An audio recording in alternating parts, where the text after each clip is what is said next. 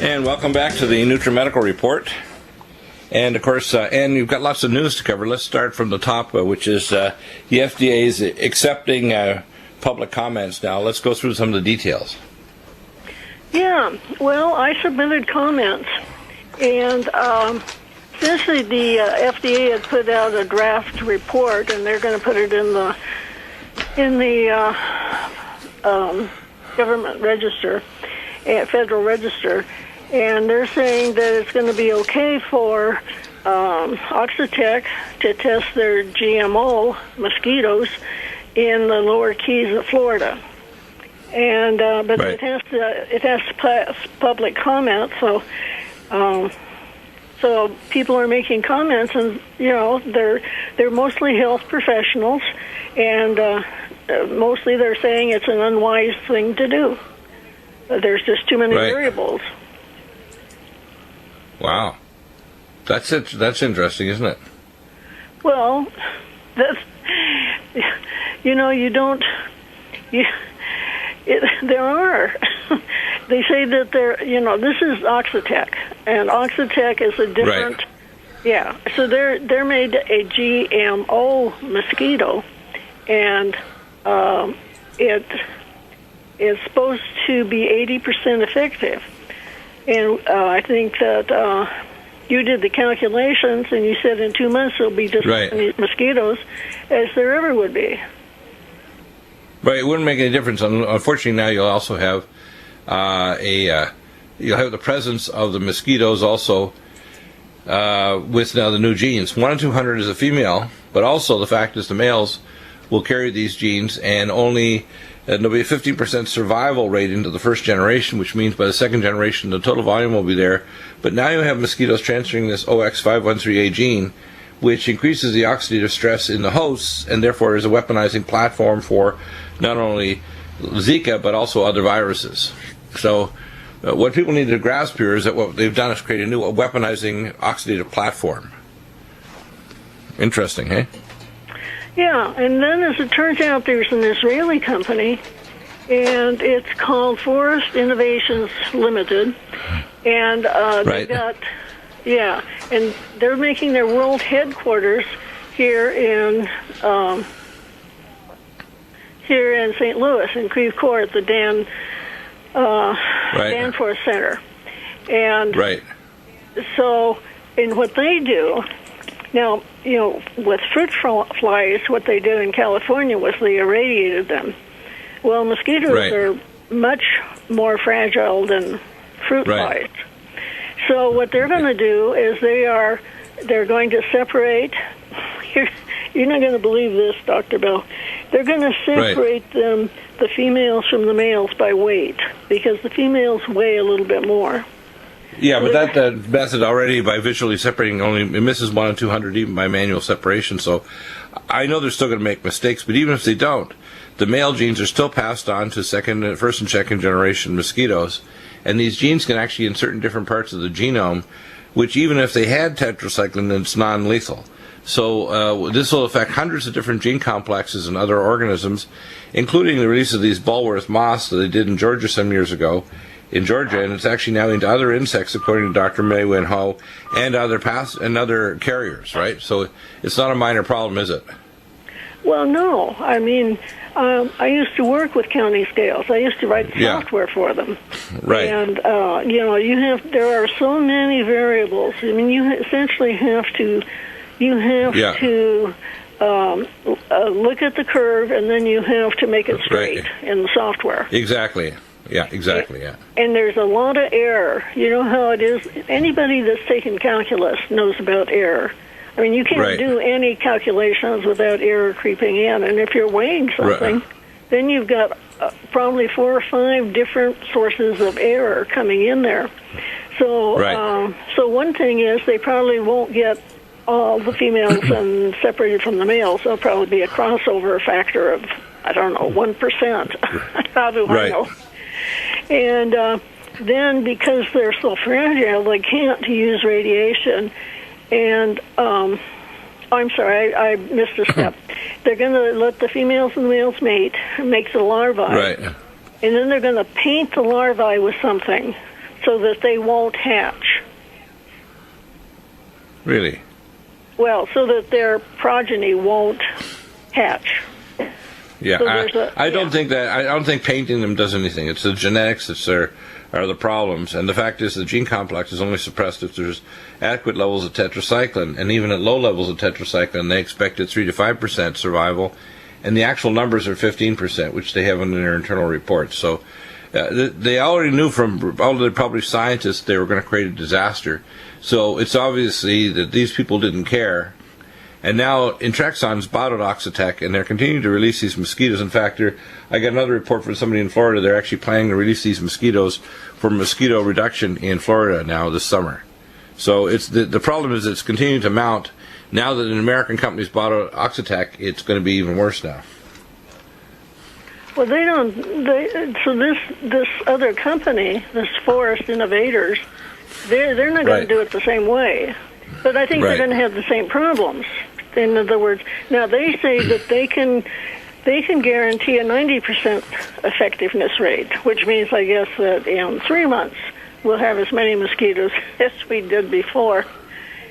Wow. And the only thing is that it's not GMO, because they think that it's unlikely that Oxitec will get the go-ahead for using a GMO mosquito. This is because what Forest Innovators does is they paint the larvae, so the males and the females mate. This is the wild group. And then they produce the eggs, and the eggs become larvae, and what Forest Innovators are going to do is they're going to paint the larvae so that when they hatch, the but how are they going to paint them in the how are they going to paint them in the wild? No, they've got a facility. Right, but even if they do that, they're still not going to affect wild reproduction. I don't. The logic doesn't follow. I mean, in their laboratory, yeah, that might work, but in the wild, I don't see how that technique will work at all. Well, okay, they're going to. Okay, the males and the females mate, and they form a larvae, or they form eggs, and the eggs turn into larvae. Now, what happens is they paint the larvae with something. They can't use radiation, and they don't want to use GMO. They don't want to get into the gene pool. So they're going to paint them with something so that when they hatch and become mosquitoes, the males will be sterile. And then those are going to go out and mate with wild females. Right. And then the offspring of those of that will die before reaching adulthood. That's what they say. Wow. That's what they say. But it's 90% effective. The headquarters is going to be here in St. Louis, the world headquarters. They've also got, they also have a laboratory in California and, of course, in Brazil. They were both Brazil and the United States and other countries are giving all sorts of grants to people. Right, but I still get rid of these mosquitoes. There's still lots of ifs. I don't know if they've had field testing to prove that this works, though, have they? They have lab testing, but not field testing, right? Yes, that's right. Yeah, and then they so they need grants. Israel, and apparently we have some trade deal with Israel that if they make their world headquarters in the United States, we give them tax breaks or whatever. Right. Yeah, a lot of technology comes out of Israel because they don't have the restrictions we have here of technology, Yeah. So there's a lot of technology comes out of Israel. So they're going to be at the Danforth Center here in Creve Coeur. Amazing. It truly is amazing what's going on. Yeah. Well, I believe that they need to do it, but what about the Wolbachia bacteria they researched for years in Australia? That one seems to work very well and it crosses generations, and it makes the larvae sterile already. Why don't they put Wolbachia out there? There's some problem with it. Well, it's another GMO thing. Thailand.info blog. And by the way, right now it's donation, but soon, within a month, it'll probably be set up so that you can give a membership and people can get access to this amazing information. And of course, they should listen to the Third Hour Friday because it's primarily your hour where we go over all this news and I ask questions, you answer. I could pull up from my information sources, so it's usually a very good source that you're not going to hear from other people that are not qualified to know all this stuff or that speak on what's called public citizen type journalist radio. You're not going to hear this anywhere else by qualified people. You'll hear maybe by yahoos, but not qualified people.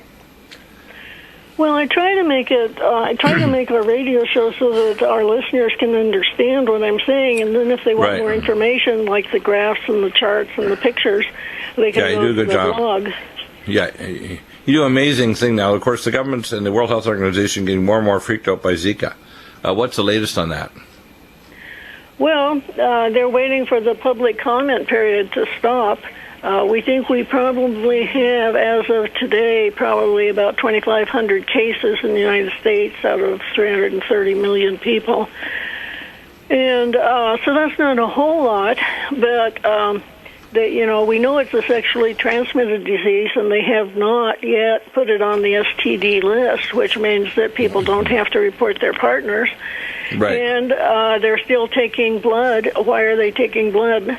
They found it in saliva and urine, and in sperm, and in vaginal secretions. And now we discovered that it's in the spinal fluid. Wow. And that's scary. I'm hoping to get this next week. I'll try to get that up on the blog. How long they say where it lasts the longest in the human body. Exactly, yeah. So that's pretty serious stuff when it's starting to show up in spinal fluid and elsewhere. It means that I expect it to cause chronic neurological disorders as well, like dementia, chronic demyelination disorders, transverse myelitis, arachnoiditis, and other conditions that ordinarily right now are not. But remember, most doctors are not neuroscientists or, called PhD level. They're not. And that's why they don't necessarily look at a patient for investigating it more than just a standard care. And as a result, they're going to miss these things. If you don't measure it, you don't know it.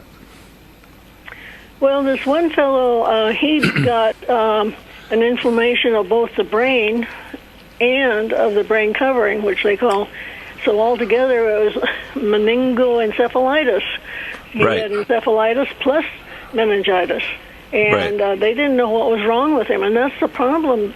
People go into the doctors and they try to find out what's wrong with them, and of course they know that they've got encephalitis or meningitis, but they say that having them both together was very strange, and then they found it in the spinal fluid, and that was like a month and a half after he had been exposed to Zika. Wow. That's pretty concerning, isn't it? Well, yeah. It's hard to kill viruses, and it's really hard to live through meningitis and encephalitis. And when you got them both together, essentially they put you on ventilation, and they just wait for you to try to survive it. They don't have enough to say what the death rate from that is.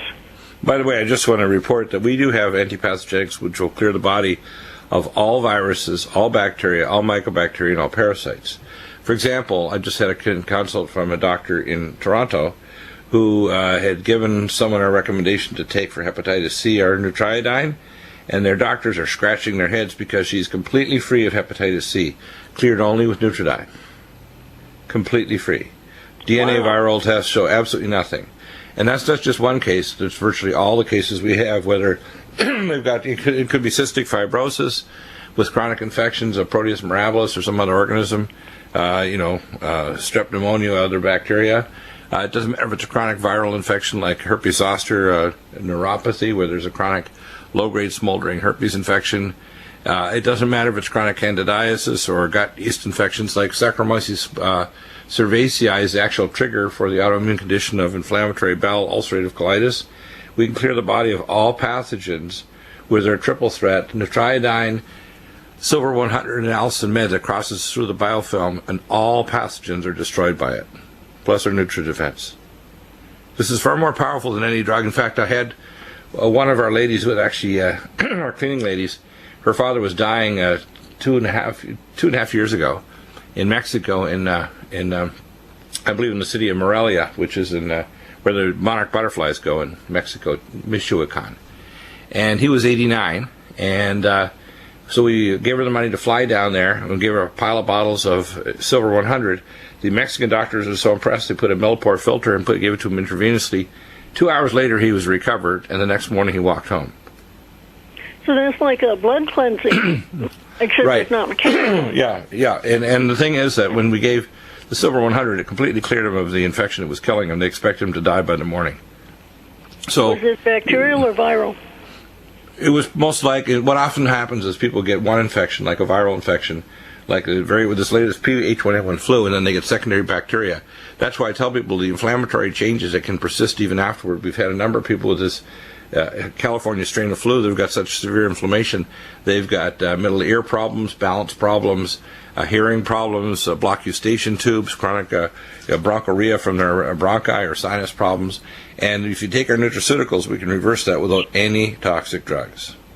You know, I heard that it's very difficult to clear a eustachian tube. We can do it very quickly. It's always related to cytokines. And we have cytokine blockers like the Allergon that actually blocks histamine and interleukin-1 beta, the TNF-alpha. We have high-dose Power C. We have local immune modulators like Regenerex and cell detox glutathione, so we can clear all those cytokines pretty quickly. And we also have transcranial lumen photon and micropulse human resonance therapy, sort of micropulse. So there's, basically all these treatments are very effective and have no side effects. So when people say you can't do anything, I believe the word can't is not my vocabulary. Not in your vocabulary. It's not in my vocabulary. I figure one way or the other I'm going to figure it out or contact my doctor colleagues. And by the way, I have networks of tens of thousands of doctors and scientists around the world. If I don't know something, I try to reach into my networks and I find somebody somewhere that's done work on it, and I build on their work. As I say, I stand on their shoulders. Often we'll use their nutraceuticals or technology and incorporate it into my programs. So you have to be a networker. But the thing is, somewhere out there, I like one of my favorite quotes in the Bible is, "And the leaves of the tree are for the healing of the nations." It's not just the healing of the nations, healing of the people of the nations. I believe there's a biological molecule that God's put out there somewhere, like the Conus magna slug of the Philippines, that actually can turn off pain. I believe that God's put a biomolecule somewhere in the world that can treat every illness we have. I believe that. Yep. I think it's just a matter of us being curious enough to research it and find out from whether it's local shamans or Chinese medicine or do the Western scientific research to validate whether it's good or not. Welcome back, and Dan, you've got some interesting stuff here about the elevations in the mosquito-borne Zika virus that really doesn't like going to elevations like Mexico City or Denver, Colorado. Anything above a mile. It's interesting, isn't it? Well, probably because there's not enough moisture in the air. As you go up in elevation, the air gets thinner, and when the air gets thinner, that means you have less water vapor in it. Right. So they probably just don't like the lack of water vapor. And the other thing is that they use elevation as a proxy for temperature. So as you go up in elevation, you get lower temperatures.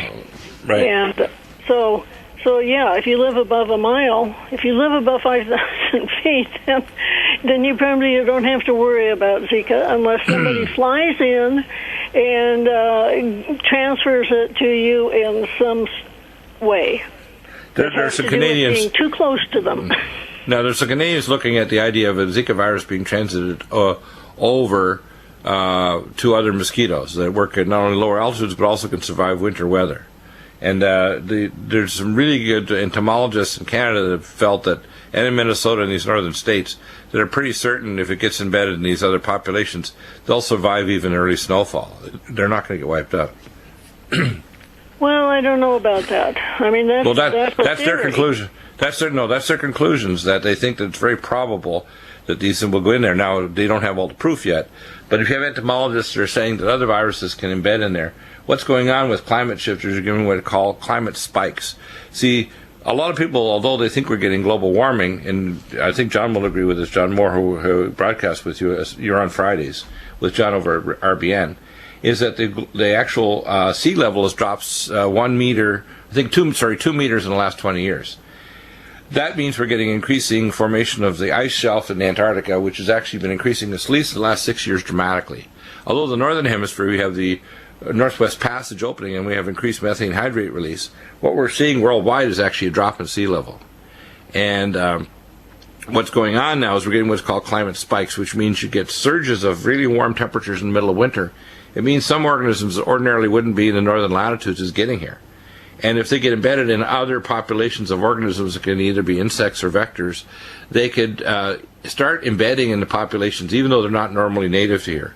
So the theory is, and again this is not proven but it makes sense, is that these climate spikes, either really hot or cold periods, allows normal organisms that are involved either in temperate or equatorial climates like Zika virus to start invading into areas further north.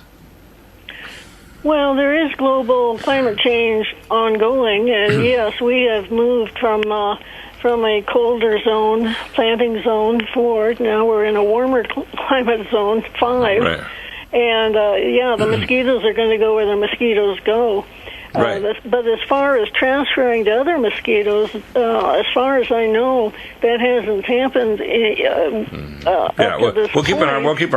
We'll keep our eye on it, because I think they're probably going to do it in the lab first to see if, number one, the organisms survive in these different mosquitoes. If they do, the way it would happen is you'd have a mosquito we call a sipper, like the Aedes aegypti mosquito. In fact, say a background like a white-footed mouse or a vole or some kind of other organism. And then the other mosquitoes bite it and actually get a blood meal. Instead of being sipper, they get a blood meal, and then they get infected and become a vector. So it's theoretically possible, though we don't have a proof for it yet. If it happens, it's nasty. And it means we're going to have a lot more bugs in latitudes we ordinarily didn't expect. Well, we can expect more of the Aedes aegypti because it's getting warmer. And so naturally they're going to spread out. They're going to spread north. And we already know that the other one, the Albopictus. Yeah. Albopictus, that one is already coming up into the Midwest in the summer, and it can carry the Zika. Now, if you look at your map, which you have down here, where is Zika most likely? Because you got an amazing blog, by the way. I really appreciate what you're doing. You see this map here, and it shows like the areas like Miami, Orlando, Jacksonville, and so on, Charleston. These are hot. I mean, they're really, really high likelihood that they're going to have Zika. Brownsville, Texas area is moderate. All these other areas, it's less over on the West Coast here, like in San Diego, Phoenix, Tucson. But down and around Florida and the Southeast United States, man, it does not look good, does it? It does not look good. Now, you see that gray line that goes up to the Texas Panhandle and the Oklahoma Panhandle and through Kansas and crosses Missouri and then Illinois and Indiana and Ohio. Right. Okay, that is the range of that other mosquito in the summertime. You're talking about the range of the Aedes albopictus.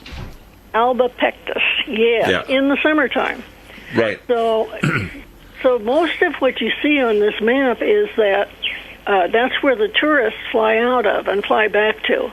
So that's why you have it in Philadelphia and Washington, and I don't know why they don't have New York on there, because New York is also another place where the Aegypti mosquito resides pretty much year-round. Yeah, well, and one reason it survives is because it's a house mosquito, so it survives indoors. It's not outside in the cold. Wow. In other words, it can exist in your plants. In other words, a drop of water in your window. Well, yeah. A lot of people keep a glass of water by their bedside so that they get a sip of water if they wake up. Well, I don't do that. I've moved anything that's food-related, including water, into the bathroom. Now, that means I have to get up and go in there. I have an alternative. But the alternative is... The bugs are relegated to the bathroom then and not to my eyelids. I got a solution for you that'll stop that. I have an Aladdin cup. It's a 32-ouncer, which I usually carry around with me. I have several copies of it. I have smaller ones for my daughter. These have a top on them and a straw, and they are thermal, so they'll keep your ice and your... I usually have one of these SodaStream sparkling water machines, so I don't drink any sugar. And that's what I usually drink during the day and at night. And you don't need to worry about bugs getting in there because they can't. I mean, it's a sealed top with just a straw there. Well, I have that too. Yeah. Yeah. I have a double-walled container and with a straw and a lid and all that. Yeah. But I just like the idea. I like to tell people don't keep any water where you're sleeping because that'll draw the bugs. Isn't it amazing though? Little things that you wouldn't think are really dangerous. What about the microcephaly and the other birth defects? What I see happening is I don't think this is going to go away in 2 years. The people in the Zika infected states, they told them you're not going to have pregnancy for 2 years to 2018. I don't see this going away. I just don't. I think the incompetence of the public health people, the scientists, and the people that deal with ports of entry, et cetera, are not going to deal with this.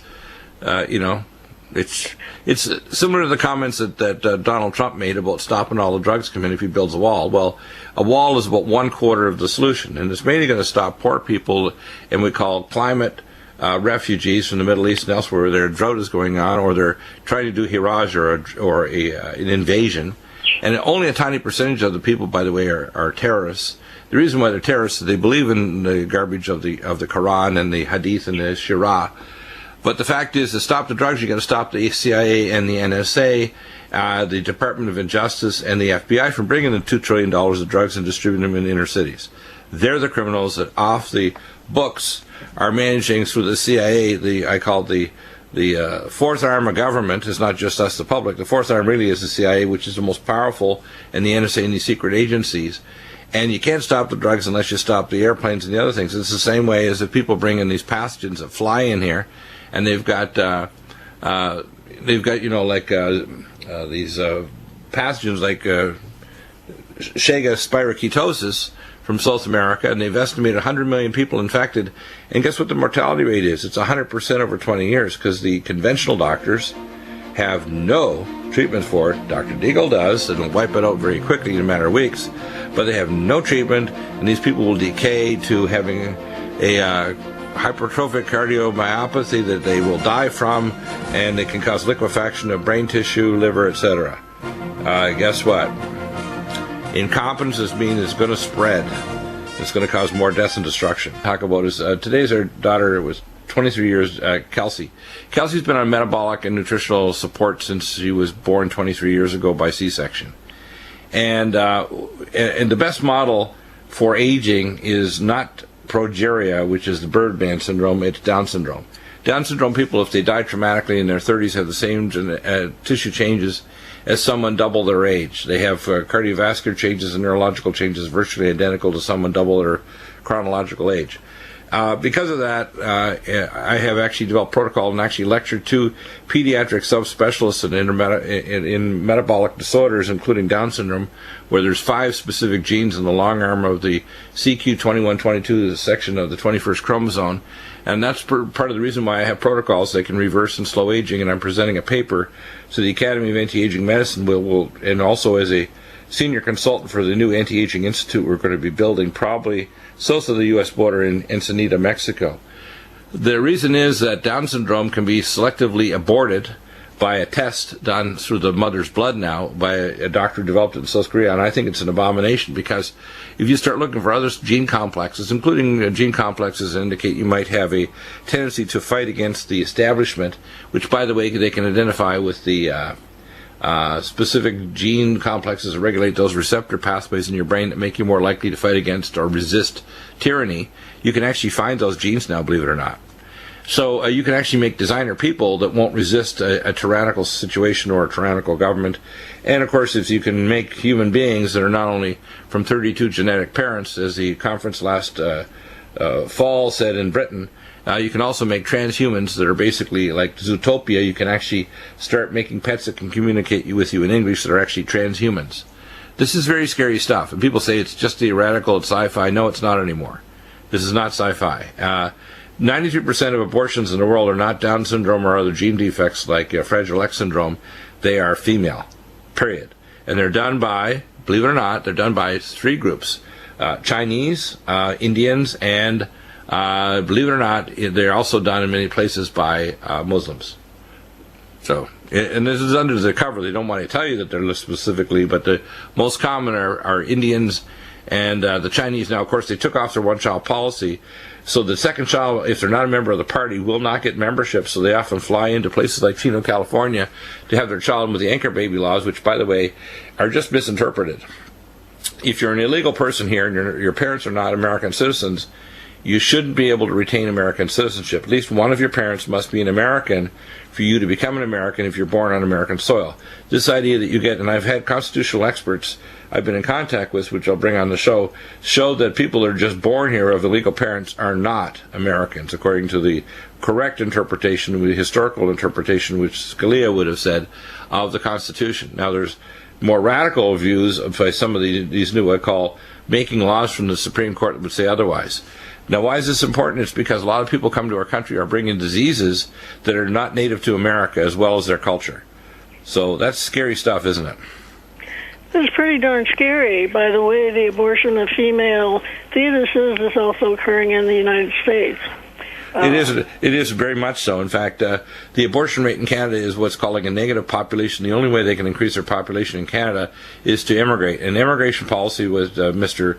Trudeau, who's a knucklehead, is basically, without proper screening of these people, bringing a massive load of Muslims from countries where a percentage, it may be only 5%, but the problem is the other Muslims coming into the country have been trained and browbeaten to be passive, so they won't fight against their radical imams in their mosques. They won't fight against these other people by exposing them to local police authorities so they can stop from bomb making and doing other things.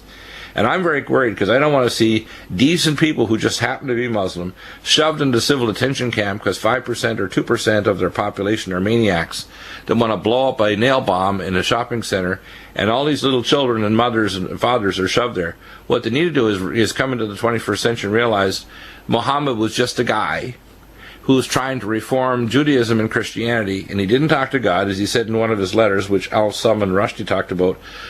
Basically, he talked about his letters to literally to Satan. And it's in the Quran, if you actually read it, and it's also in the Hadith. If you go to politicalislam.com, you can read the English and the actual time linear of the Hadith and the Surah, as well as the full Quran, and you'll understand this. And by the way, if you're a Muslim and you don't have in the proper time sequence because they rearranged the sequence of the Quran, it doesn't make sense. But if you read it in a time sequence, it makes sense. What it means is Islam is a scam. It was originally put out by the Catholic Church and supported. The man who did it had a seizure disorder and had a kind of a messianic vision of what he wanted to do. To reform Judaism and Christianity had become apostate because he had recognized that. But then he created his own version. And even in the Quran, he actually states specifically that he had a dialogue with Satan because at first he thought it was God, and he actually told his wife, and it's actually recorded in the Quran. People need to know this. The average person, especially imams, won't talk about it because it's actually in their own words. But they'll continue to support it. And regular, what we call rational Muslims, won't do the Shura and Hadith to be like Muhammad and won't blow themselves up. So 99% of them probably are decent people. And I don't want to see them shoved into civil detention camps if we call an extra radical, extreme right-wing person gets into office and these maniacs are permitted to come into our country and do terrorism, because that's where they're going.